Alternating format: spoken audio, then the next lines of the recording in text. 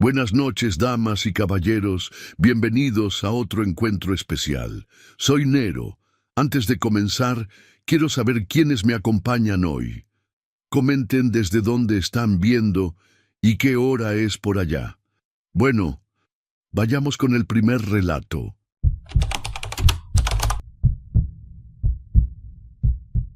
¿Qué tal, Nero? Mi nombre es Gilberto Trujillo Escamilla y lo que voy a contarles pasó de verdad. No sé cómo explicarlo del todo, pero sé que no me lo inventé. Crecí escuchando historias de mi abuelo Abundio sobre el terreno familiar en Hidalgo. Siempre hablaba de ese lugar con una mezcla rara de orgullo y miedo. Decía que ahí habían vivido generaciones de nuestra familia, que la tierra guardaba cosas que la gente moderna ya no entendía. Yo de niño me reía, pero él siempre hablaba en serio. Mi abuelo Abundio era un hombre tranquilo, de pocas palabras, pero cuando hablaba del terreno se ponía diferente. Se le tensaba la mandíbula, bajaba la voz, miraba hacia los lados como si alguien pudiera estar escuchando. Era supersticioso al grado de lo enfermizo, como decía mi mamá. Tenía rituales para todo. No barrer de noche, no tirar sal, no silbar adentro de la casa. Cosas que en la familia ya nadie tomaba en serio, pero que él seguía haciendo con una disciplina que daba un poco de escalofríos cuando lo veías. Recuerdo que el año antes de que se enfermara, me llamó aparte en una reunión familiar. Fue en el patio de su casa en Pachuca, una tarde de domingo. Me dijo que quería hablarme de hombre a hombre, que yo era el único de los nietos que lo escuchaba de verdad. Me senté con él en unas sillas de plástico y me sirvió un café. Estaba muy serio. Me dijo que el terreno familiar nunca debía venderse, que había algo enterrado ahí que no debía moverse bajo ninguna circunstancia. Eso fue todo lo que dijo esa tarde. Le pregunté qué era lo que estaba enterrado y él negó con la cabeza. Me dijo que eso no importaba, que lo único que yo tenía que entender era que si eso se movía, las consecuencias iban a caer sobre la familia. No sobre un extraño, no sobre la constructora o quien comprara el terreno. Sobre nosotros, sobre los Trujillo. Dijo que había pasado antes, muchos años atrás, con una rama de la familia que ya no existía. No me dio más detalles. Me pidió que le jurara que nunca permitiría la venta, y yo le juré. Lo hice en serio. Mi abuelo Abundio murió en octubre de 2021. Fue rápido, un cáncer que ya traía escondido desde antes y que cuando apareció ya no hubo mucho que hacer. Murió en el hospital de Pachuca, con toda la familia alrededor. Yo estaba ahí. Lo último que me miró fue a mí, y aunque ya no podía hablar bien, me apretó la mano con una fuerza que no esperaba de un hombre tan débil. Yo supe en ese momento que me estaba recordando el juramento. Lo enterramos 4 días después en el Panteón Municipal. Llovió toda la mañana. Los meses que siguieron fueron de duelo normal. Mi mamá y mis tías se encargaron de los papeles, la herencia, todas esas cosas que se vuelven un caos cuando alguien muere. Yo viví ese tiempo sin pensar mucho en el terreno ni en lo que me había pedido mi abuelo. Tenía mi trabajo en la Ciudad de México, mi departamento en Iztapalapa, mi rutina. El dolor por su muerte fue real, pero la vida jala para adelante. Nunca imaginé que en menos de 3 meses todo lo que él me había advertido iba a comenzar a cumplirse de una manera que todavía me cuesta trabajo creer. En enero de 2022, mi mamá firmó la venta del terreno. No me dijo nada. Me enteré por mi tía Rosario, que me llamó una tarde mientras yo estaba saliendo del trabajo. Me dijo que lo sentía, que ella había intentado convencer a mi mamá de esperar, pero que la oferta de la constructora era buena y mi mamá necesitaba el dinero. Me quedé paralizado en la banqueta con el teléfono en la mano, escuchando el ruido del tráfico de insurgentes, sin poder decir nada durante varios segundos. Llamé a mi mamá esa misma noche. La conversación fue difícil. Ella me dijo que mi abuelo ya había muerto, que el terreno llevaba años sin usarse y que lo que me había pedido era una superstición de viejo. Me dijo que necesitaba ese dinero para saldar unas deudas y que no tenía por qué pedirme permiso, porque legalmente el terreno era de ella. Tenía razón en eso último. Yo no pude argumentar nada legal. Solo le dije que mi abuelo nos había advertido y ella me respondió que ya era suficiente con esa historia y que lo dejara descansar. No volví a tocar el tema con ella. Guardé todo lo que sentía y traté de convencerme de que quizás mi mamá tenía razón, que era una superstición, que mi abuelo, a pesar de todo el amor que le tenía, era un hombre de otra época, criado con creencias que no tenían base real.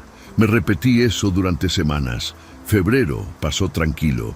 Yo seguía con mi rutina, mis turnos en el almacén donde trabajaba, mis noches viendo series, mis fines de semana sin mayor novedad.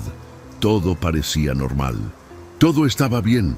En marzo, la constructora comenzó a excavar. Me enteré porque mi tía Rosario me mandó un video por WhatsApp.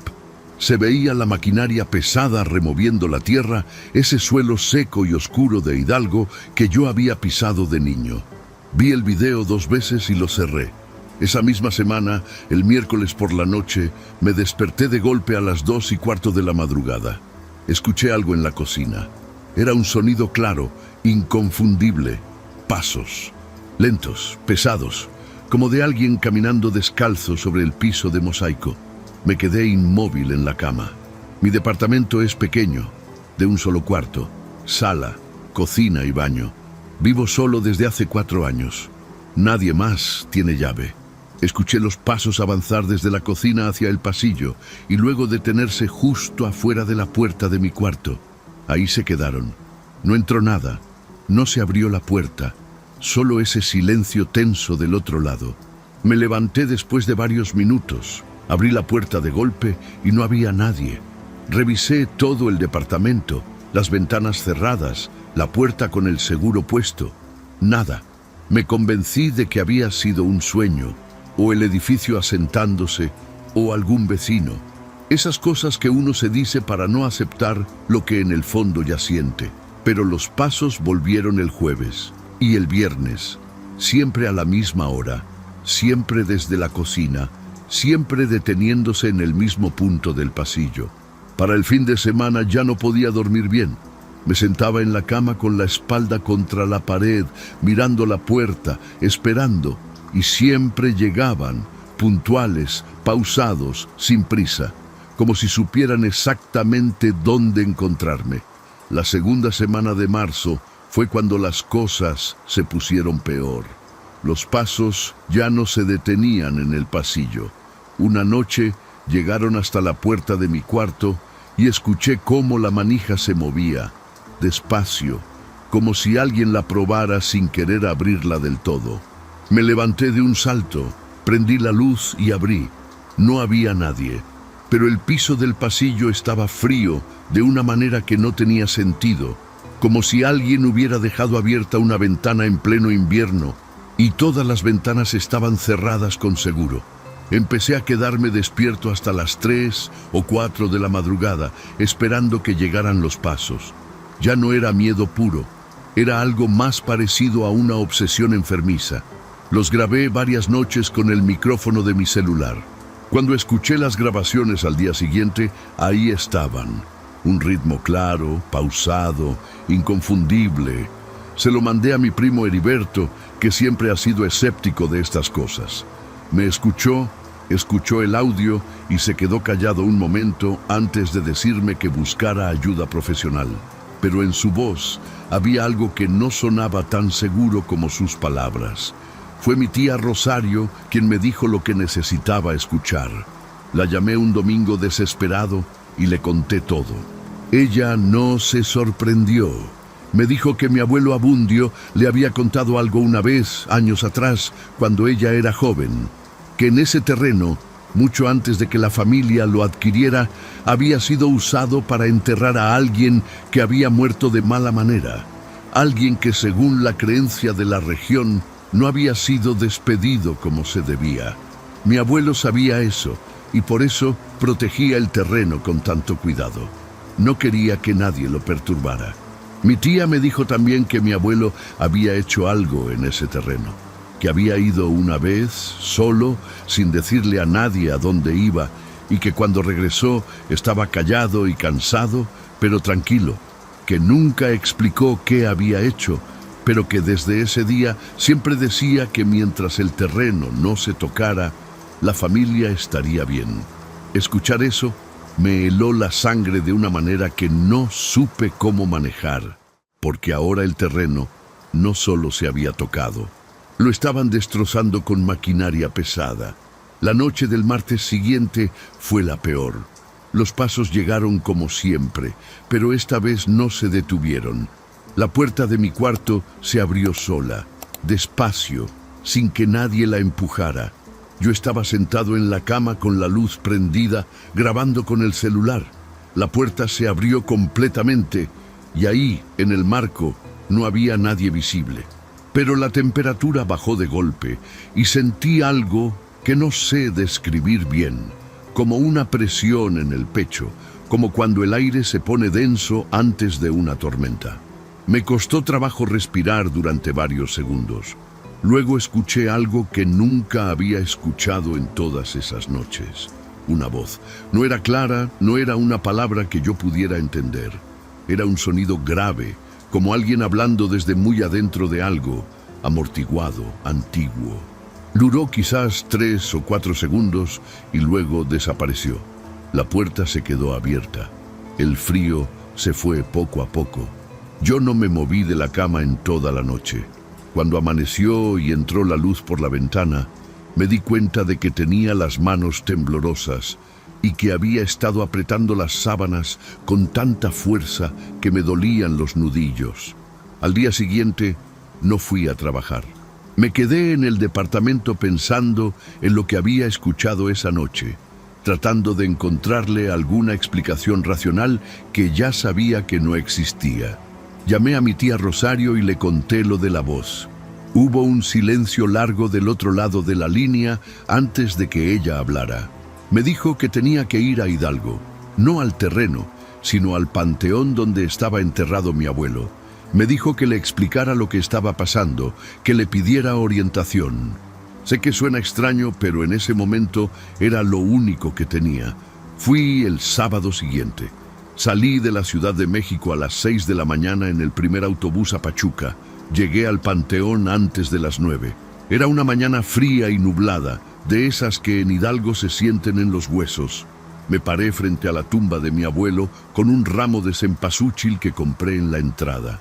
No sé cuánto tiempo estuve ahí parado en silencio. Le hablé en voz baja. Le dije lo que había pasado, lo de la venta, lo de la excavación, lo de los pasos. Le pedí que me dijera qué hacer. Me sentí ridículo y desesperado al mismo tiempo. De regreso a la Ciudad de México, mi tía Rosario me llamó al celular. Me dijo que había hablado con una señora de Actopan que mi abuelo conocía, una mujer mayor que, según mi tía, entendía estas cosas. La señora le había dicho que lo que estaba en ese terreno ya había sido movido por la maquinaria, que ya no había forma de volver a contenerlo en el mismo lugar, pero que sí había una manera de cortarle el camino, de cerrarle la puerta antes de que llegara más lejos. Me dio instrucciones precisas que mi tía me repitió una por una. Esa noche preparé lo que la señora había indicado. Eran cosas sencillas: sal gruesa en los marcos de todas las puertas y ventanas, un vaso de agua en cada esquina del departamento y una veladora blanca prendida en el centro de la cocina, que era de donde salían los pasos. Mi primo Heriberto, el escéptico, se ofreció a acompañarme esa noche sin que yo se lo pidiera. Llegó a las 10 de la noche con una bolsa de pan y café. No dijo nada sobre lo que yo estaba haciendo. Solo me ayudó en silencio. Esperamos juntos hasta pasada la medianoche. A las 12:40 escuchamos los pasos por última vez. Venían desde la cocina como siempre, lentos y pesados. Pero esta vez se detuvieron antes del pasillo. Se quedaron quietos durante lo que me parecieron varios minutos, aunque Heriberto me dijo después que fueron menos de 30 segundos. Luego se fueron apagando, haciéndose más lejanos, como si algo caminara hacia atrás y se alejara hacia un lugar que ya no era este departamento ni esta ciudad. Y luego, nada. Esa fue la última noche que escuché los pasos. Han pasado varios meses desde entonces y no han vuelto. No sé exactamente qué estaba enterrado en ese terreno, ni qué fue lo que mi abuelo contuvo ahí tantos años. No sé si lo que vino a buscarme encontró lo que quería o simplemente se cansó. Lo que sí sé es que el juramento que le hice a mi abuelo Abundio no era una formalidad de viejo supersticioso.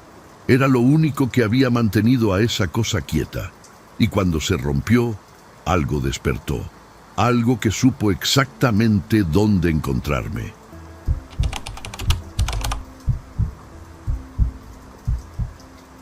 Mi nombre es Rodrigo Fuentes, y lo que voy a contarles pasó hace como 3 meses. Todavía no proceso bien todo lo que viví en esos días en Oaxaca.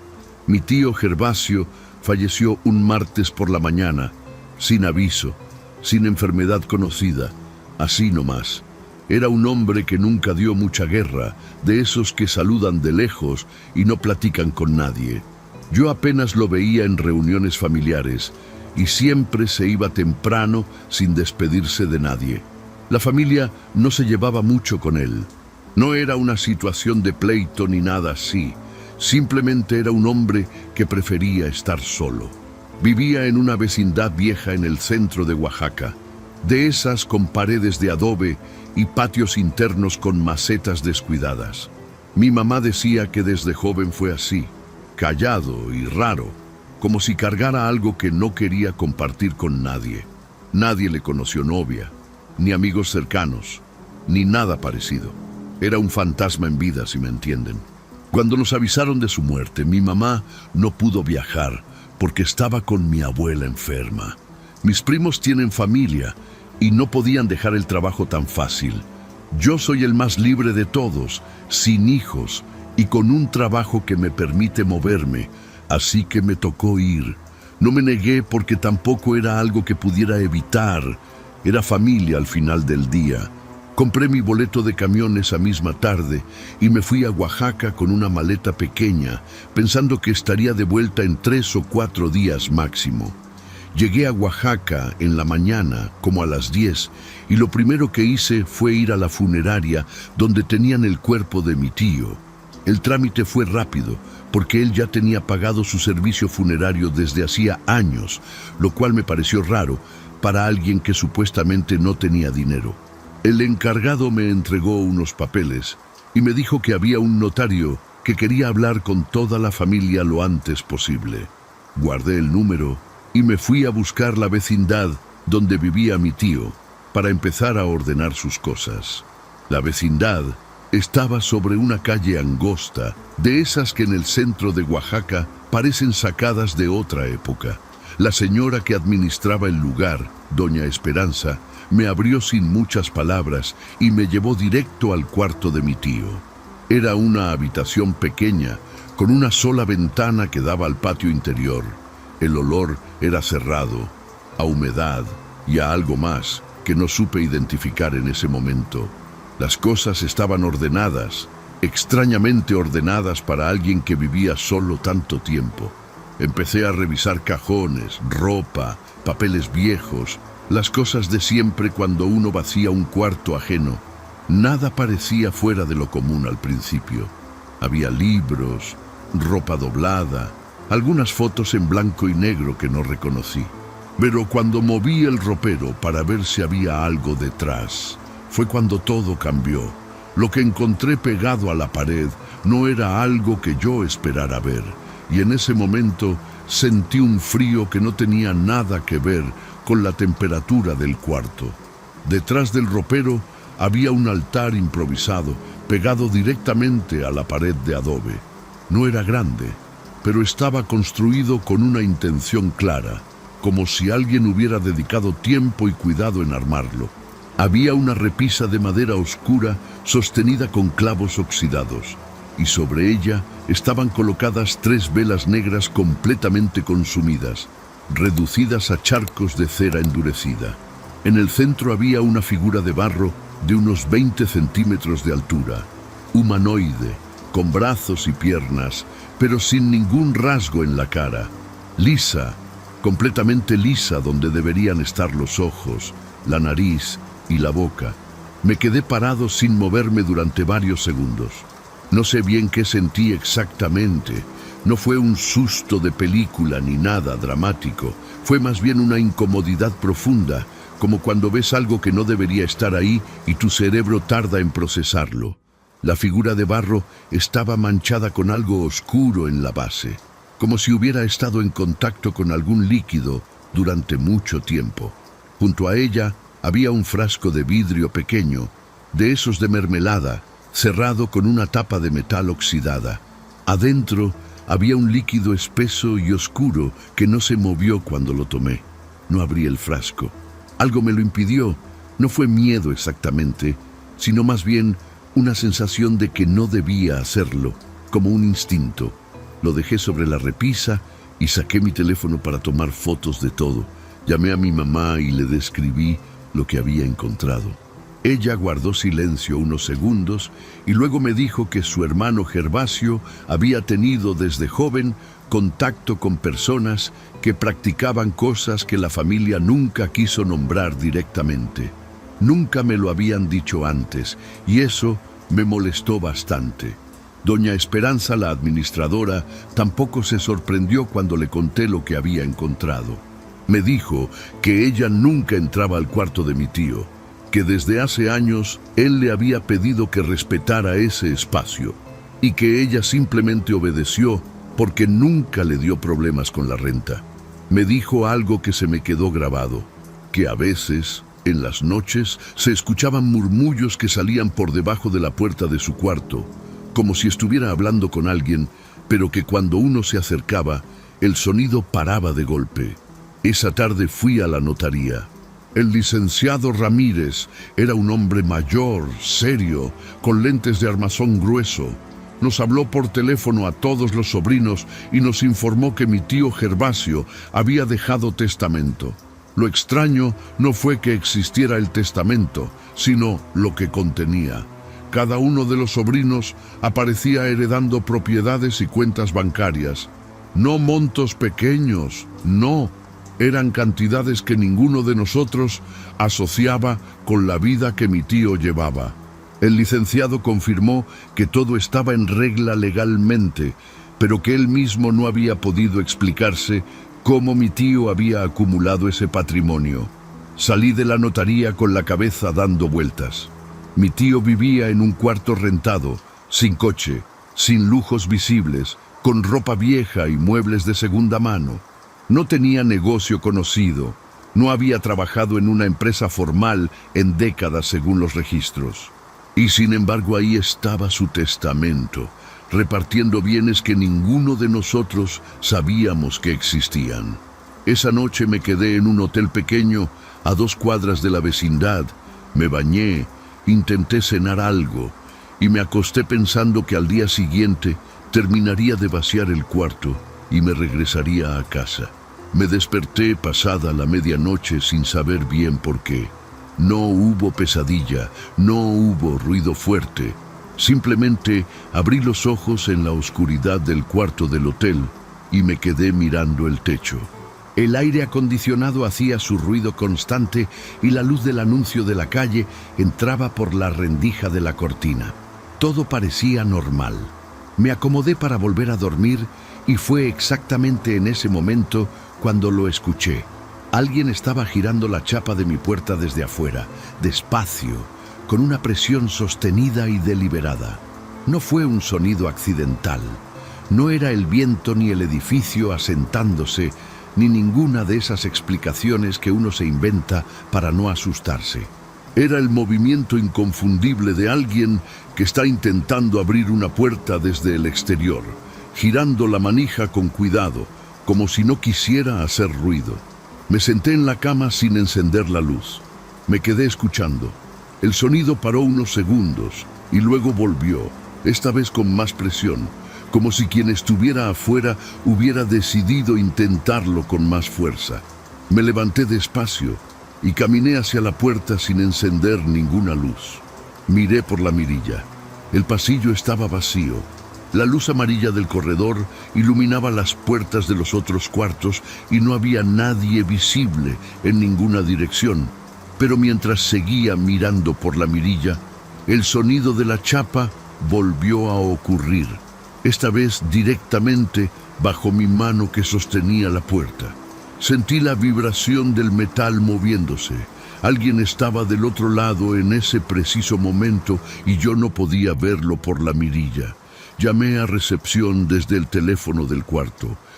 El muchacho que contestó sonó adormilado y me dijo que iba a revisar. Pasaron como 10 minutos en los que no volví a escuchar nada. Luego tocaron a mi puerta con 3 golpes secos y una voz joven me dijo que era el recepcionista. Abrí con la cadena puesta. El chico revisó el pasillo en ambas direcciones y me dijo que no había nadie. Me preguntó si era posible que hubiera confundido el sonido con el cuarto de junto. Le dije que no, que estaba completamente seguro de lo que había escuchado. No dormí bien el resto de esa noche. A las 6 de la mañana ya estaba despierto y decidí regresar a la vecindad para terminar de vaciar el cuarto de mi tío lo antes posible. Cuando llegué, doña Esperanza ya estaba barriendo el patio. Le conté lo que había pasado en el hotel y ella me miró con una expresión que no era exactamente sorpresa. Me dijo que cuando mi tío estaba vivo, a veces llegaban personas a buscarlo de noche, personas que ella nunca había podido ver bien, porque siempre se quedaban en la sombra del zaguán y se iban sin decir nada cuando ella se asomaba. Volví al cuarto y tomé la figura de barro con una bolsa de plástico, sin tocarla directamente. Desmonté la repisa, envolví el frasco sin abrirlo y lo metí todo en una caja. No sabía bien qué iba a hacer con eso, pero tenía claro que no podía dejarlo ahí. Mientras acomodaba las últimas cosas de mi tío, encontré debajo del colchón una libreta con páginas llenas de nombres. Algunos los reconocí. Eran nombres de personas que yo conocía, gente de la familia, vecinos de mi ciudad. Y junto a cada nombre había una fecha. Revisé la libreta durante varios minutos ahí parado, en medio del cuarto vacío. Los nombres estaban escritos con la letra apretada y pequeña de mi tío, en tinta azul desgastada. Había fechas junto a cada nombre, algunas pasadas, algunas que todavía no llegaban. No entendí el significado completo en ese momento, pero sí noté algo que me heló la sangre. Mi propio nombre estaba ahí, Rodrigo Fuentes, escrito en la última página, con una fecha anotada a un lado. Era una fecha de ese mismo año, varios meses adelante. La página todavía olía a tinta fresca. Salí del cuarto con la libreta en la mano y fui directo a donde estaba doña Esperanza. Se la mostré sin decir mucho. Ella la miró, pasó algunas páginas despacio y me la devolvió sin expresión.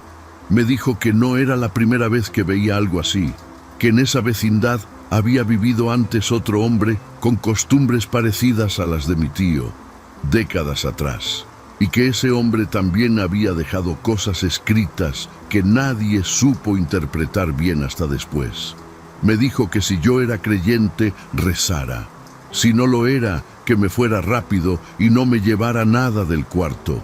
No me llevé la figura, no me llevé el frasco, no me llevé la libreta. Los dejé todos dentro de la caja y le pedí a doña Esperanza que llamara a alguien de confianza para que se encargara de deshacerse de todo eso de la manera que ella considerara correcta.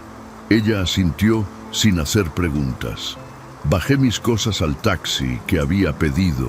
Le avisé al licenciado Ramírez por teléfono que los trámites del testamento los haría a distancia y que no regresaría a Oaxaca en un tiempo. Él lo entendió sin pedirme explicaciones, como si ya esperara esa respuesta. De regreso en el camión, le conté todo a mi mamá por teléfono. Ella escuchó en silencio durante mucho tiempo.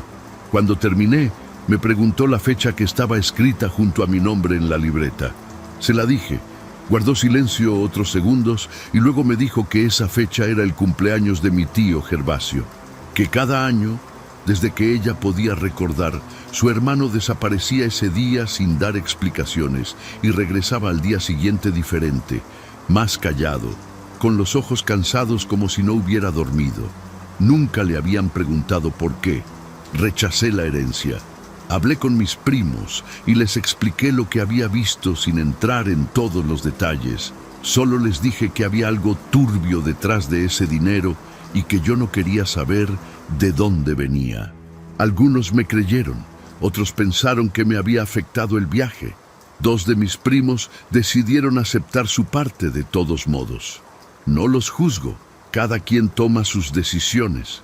Yo solo sé lo que vi y lo que sentí en ese cuarto, y sé que hay cosas con las que uno no debería enredarse sin importar lo que ofrezcan a cambio. Han pasado 3 meses desde eso. No he tenido más noches raras ni sonidos en puertas.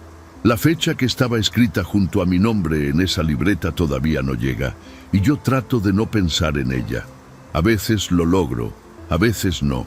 Lo único que sé con certeza es que mi tío Gervasio pasó décadas construyendo algo en silencio, algo que nadie de la familia quiso ver, y que cuando murió intentó repartirlo entre nosotros como si fuera una herencia normal.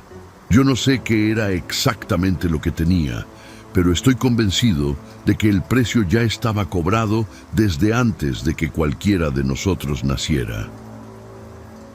Si te está gustando el video, échame la mano con un gracias o hazte miembro del canal. Así me apoyas para seguir subiendo relatos de terror todos los días. Y como miembro, también recibes beneficios exclusivos. Ahora sí, vamos con el último relato.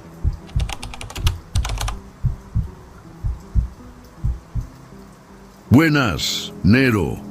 Mi nombre es Aurelio Mendoza Fuentes, soy de Guadalajara, y lo que voy a contarles me costó mucho tiempo poder hablar de ello sin que se me revolviera el estómago. Llevo años cargando esto solo, porque cuando se lo contaba a alguien, la gente me miraba como si estuviera exagerando o inventando, pero yo sé lo que viví, y sé que hay cosas que no tienen explicación lógica, aunque uno se pase la vida intentando encontrarla. Corría el año 2009. Fernanda y yo llevábamos casi 3 años viviendo juntos en un departamento de la colonia Chapalita, un lugar tranquilo, de esos donde los vecinos se saludan en el elevador y los domingos huelen a comida casera desde el pasillo. Éramos una pareja normal, con sus problemas normales, su rutina de trabajo y sus planes a futuro. Nada en nuestra vida en ese entonces hacía pensar que algo pudiera salirse de lo ordinario. Todo era predecible, estable, cotidiano. Así que cuando llegó la caja, yo no le di mayor importancia al principio. La madre de Fernanda había fallecido unos meses antes, a principios de ese mismo año. Una mujer mayor, originaria de un pueblo de Jalisco que no voy a nombrar porque no viene al caso. La señora había vivido sola sus últimos años y cuando murió, una tía fue a recoger sus pertenencias antes de que desalojaran la casa.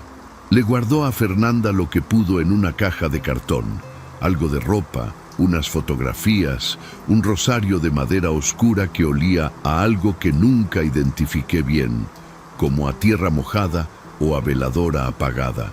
Cosas de una vida entera resumidas en una caja. Fernanda recibió esa caja con mucha emoción, llorando mientras sacaba cada cosa. Yo la acompañé en silencio, sin saber muy bien qué decir. Cuando llegó al fondo de la caja, sacó algo envuelto en un pedazo de tela de color café, atado con un cordón de los que se usan para cerrar costales. Lo desenvolvió despacio, con una delicadeza que me llamó la atención. Adentro había un muñeco de trapo artesanal, hecho a mano, con ropa cosida a mano. Y lo que más me impresionó desde el primer momento, cabello humano cosido en la cabeza. Cabello real, largo, oscuro.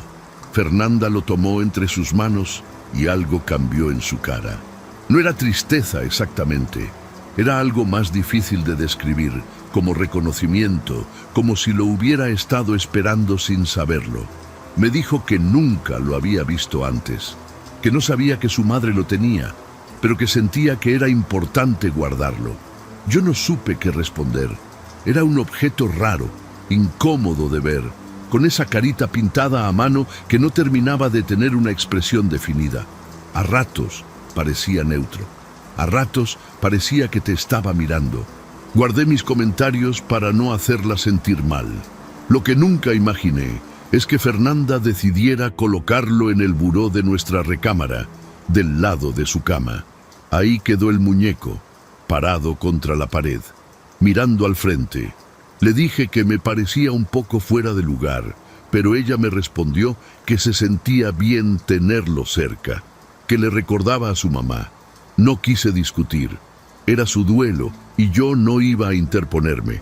Me acosté esa noche sin darle más vueltas al asunto. Pero esa fue la última noche en mucho tiempo que dormí sin despertarme exactamente a las 3 de la mañana. La primera vez que me desperté a las 3 de la mañana, pensé que había sido algo normal. Un ruido afuera, una pesadilla que no recordaba, el cuerpo haciendo de las suyas. Me quedé unos segundos mirando el techo oscuro. Escuché la respiración tranquila de Fernanda a mi lado y volví a cerrar los ojos sin pensarlo mucho. Así pasan esas cosas cuando uno no tiene motivo para sospechar nada. Te despiertas, compruebas que todo está en orden y te duermes de nuevo. No le di ninguna importancia esa primera vez, pero la segunda noche pasó exactamente lo mismo. Me desperté de golpe, sin sueño, sin somnolencia, como si alguien hubiera chasqueado los dedos frente a mi cara. Miré el teléfono, 3 de la mañana con 4 minutos.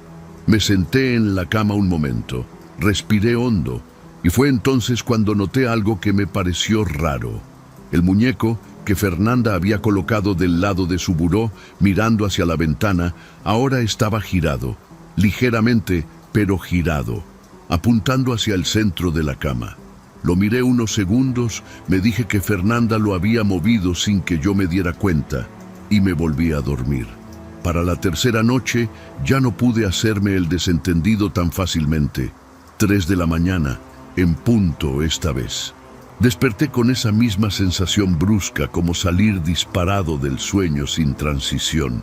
Y el muñeco estaba diferente otra vez. Ya no miraba al centro, miraba directamente hacia mi lado de la cama, hacia mí. Me quedé helado unos segundos, con esa clase de frío que no viene del clima, sino de adentro, del pecho. Encendí la lamparita del buró, lo miré bien. Ahí estaba, con esa carita pintada que no terminaba de definirse, apuntando hacia donde yo dormía. Le pregunté a Fernanda al día siguiente con calma, sin querer asustarla ni parecer ridículo. Le pregunté si ella lo había movido durante la noche, si se había levantado por algo. Me miró con genuina extrañeza y me dijo que no, que ella dormía de corrido, que ni siquiera recordaba haberse movido. Le dije que lo había encontrado en una posición diferente y ella se encogió de hombros. Me dijo que a lo mejor yo lo había rozado sin darme cuenta al acomodarme. Era una explicación razonable. La acepté porque era más cómodo aceptarla que considerar lo que empezaba a insinuarse en mi cabeza. Empecé a observarlo con más atención antes de acostarme.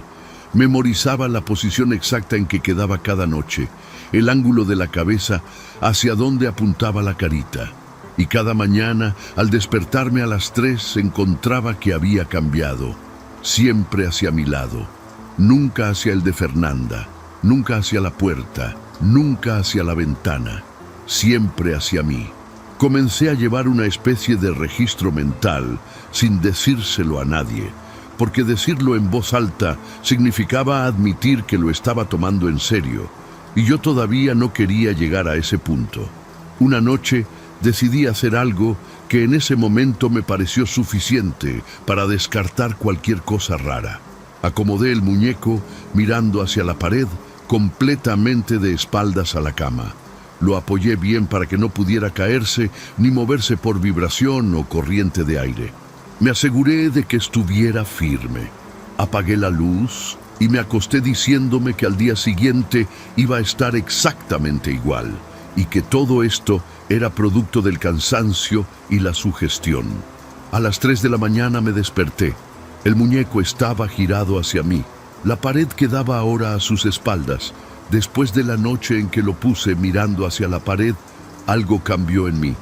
Ya no podía seguir encontrando explicaciones razonables para lo que estaba pasando. Lo había acomodado bien.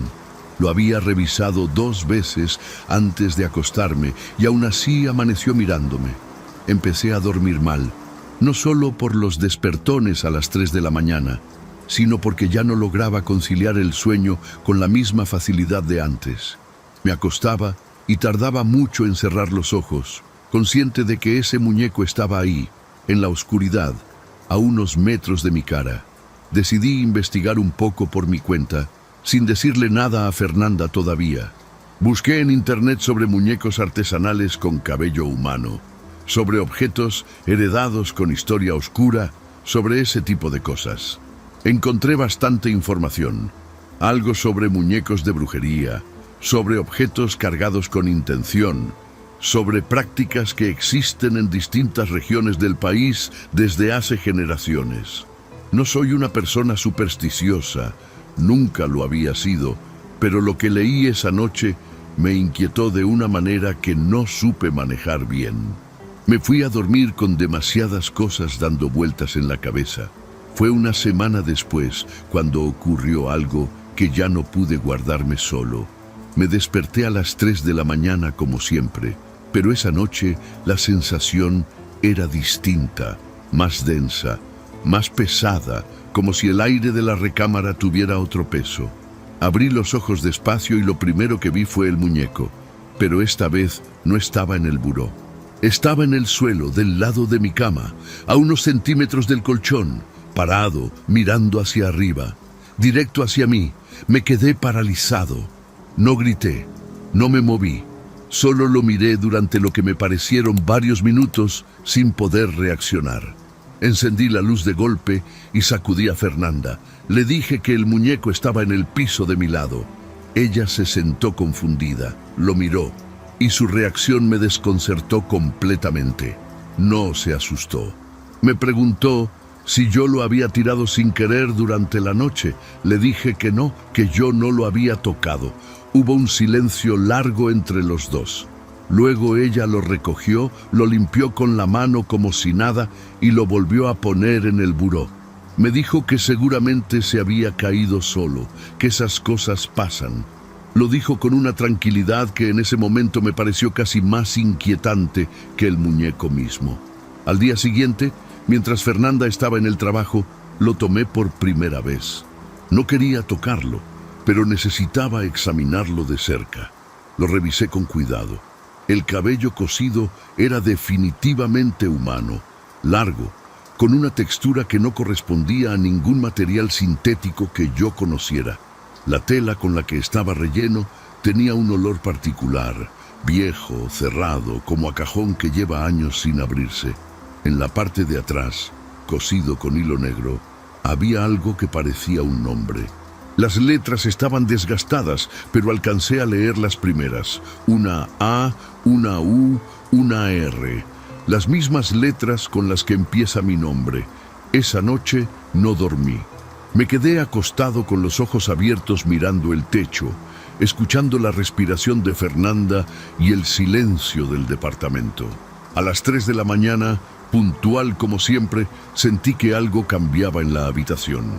No sé cómo describirlo con precisión, era como una presión, como si de repente hubiera menos espacio en el cuarto aunque todo estuviera igual.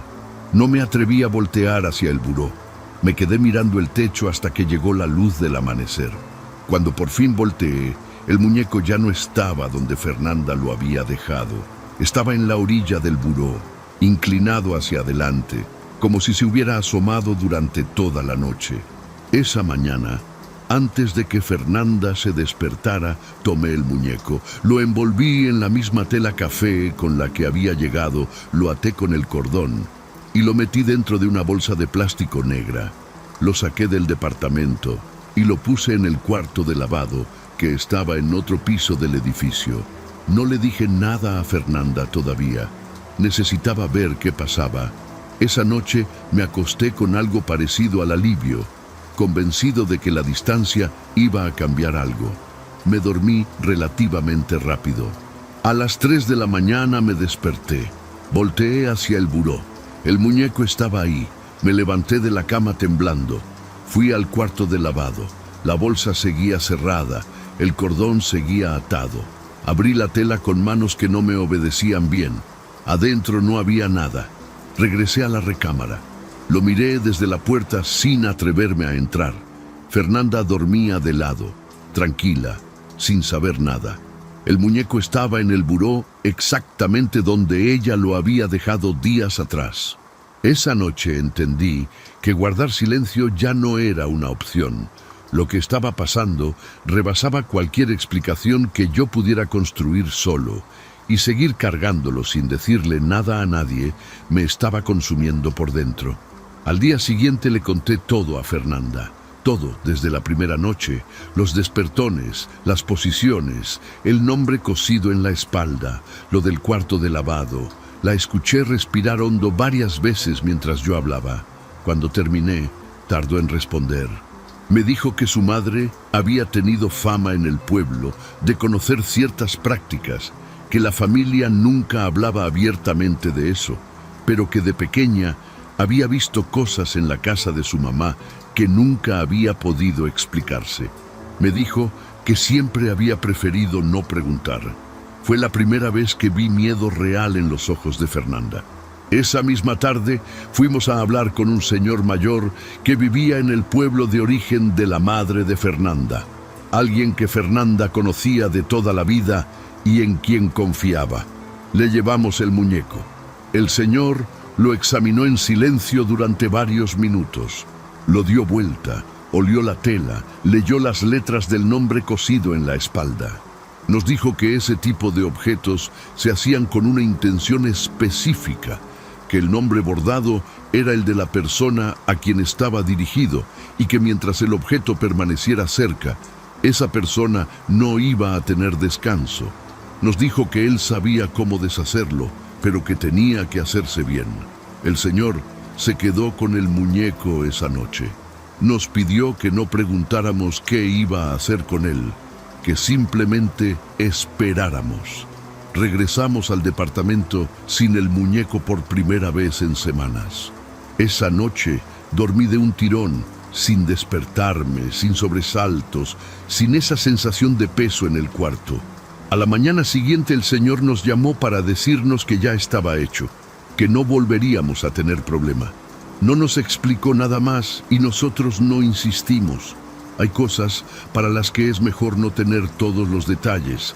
Nunca volvió a pasar nada después de esa noche. Los despertones a las 3 de la mañana se acabaron de golpe, como si alguien hubiera apagado un interruptor. Fernanda y yo nunca hablamos mucho del tema después, como si los dos hubiéramos acordado en silencio dejarlo enterrado. Pero yo no lo olvidé. No puedo olvidar ese nombre cosido con hilo negro en la espalda del muñeco, empezando con las mismas letras que el mío. Porque hasta el día de hoy no sé si ese objeto lo hizo la madre de Fernanda para protegerme o para algo completamente distinto. Gracias por llegar hasta aquí. En la pantalla tienes 2 videos más que seguro te van a encantar para seguir con el terror. Nos vemos en la próxima historia.